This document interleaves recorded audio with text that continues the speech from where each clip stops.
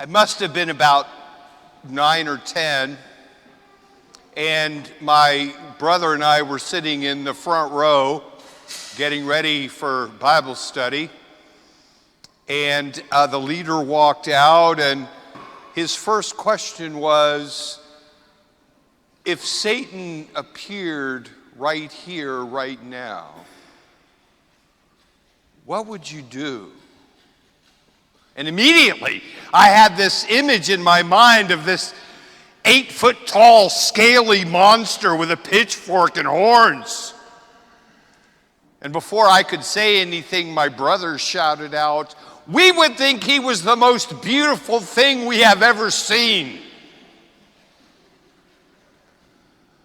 And I remember thinking, what? That's ridiculous.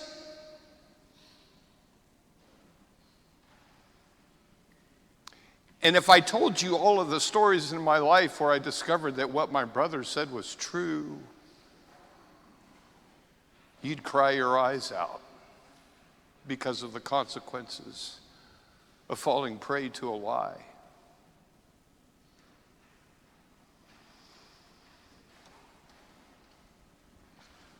We are in the midst of a great dilemma as a church, as a community, as a nation. Because not only have we fallen prey to a lie, but because we have allowed this lie to become institutionalized in our nation.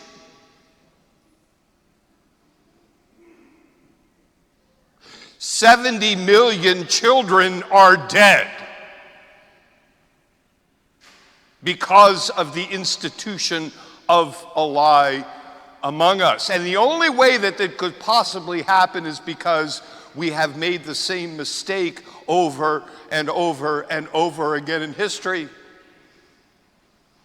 Back in the middle of the 19th century, in order to legitimate and ease our consciences over the question of slavery, we encoded in law that a black person really wasn't a whole person, really more like 3/5 of a person. And so it's okay to enslave them. Fast forward to the middle of the 20th century in Germany, they said, well, you know, Jews and Catholics and people with mental illnesses really aren't whole people. And so it's okay to put them to death.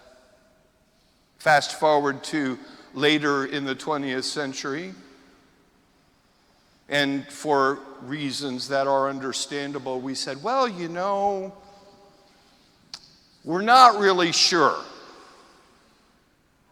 when an unborn child becomes worthy of the protection of law.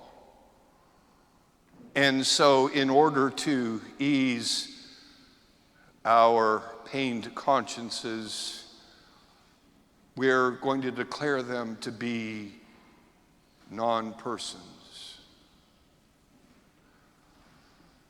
And the result has been a scar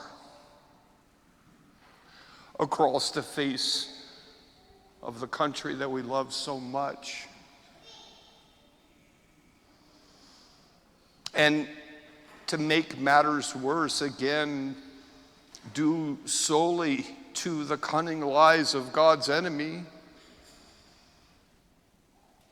it's become difficult to have even a civil conversation about the reality in which we find ourselves.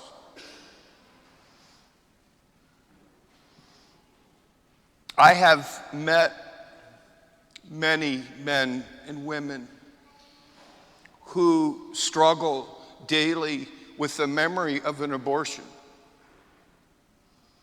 When Pope Francis talks about the marginalized in the world and the obligation of baptized souls to go and find the lost,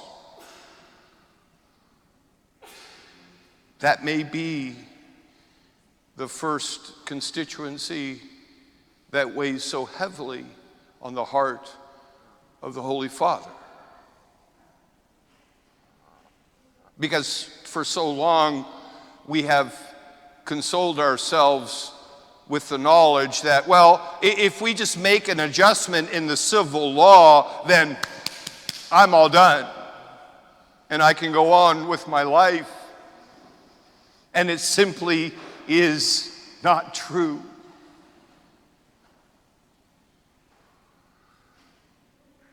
Changing the law will never heal a broken heart. And so what I propose is this.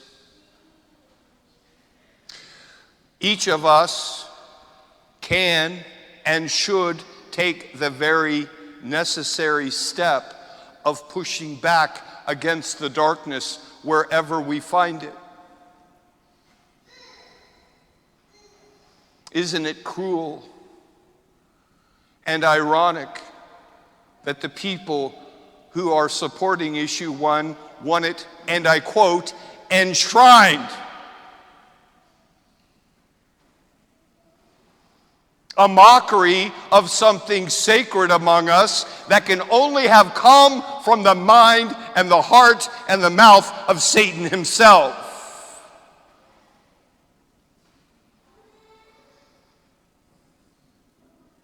But for all of you who are resolved to oppose issue 1, also be very aware of this. That if that is the end of our concern, if that is the end of our willingness to act, then our opponents are correct. Because they say, you just want a return to the status quo ante. A status quo ante that has served you so very well, but has left so many women in particular vulnerable. And this is the message that we need to carry forward. That we are here for the protection of vulnerable women and the protection of vulnerable children. And when we say that, we are committed to far more than just the state of civil law. That we are here. And we're not going to wait for you to come and find us. We will come and find you. To listen to what life has brought you. To listen to all of the things that have caused you to despair of God's love for you. That have caused you to give up on any hope of real healing and real wholeness and of the possibility of new life.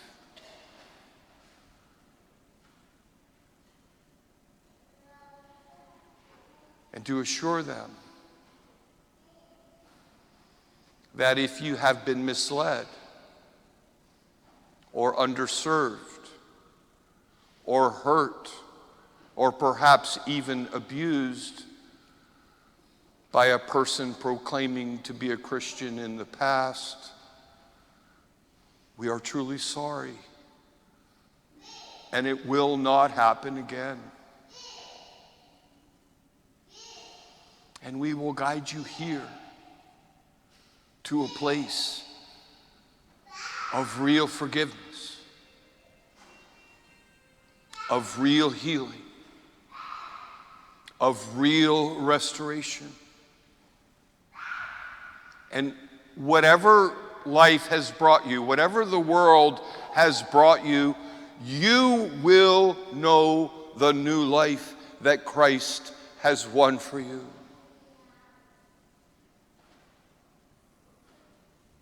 And you will join us in proclaiming, I know that Jesus loves me. I know that Jesus died to save me. And I know that Jesus is with me right now to enlighten me, to strengthen me, and to set me free.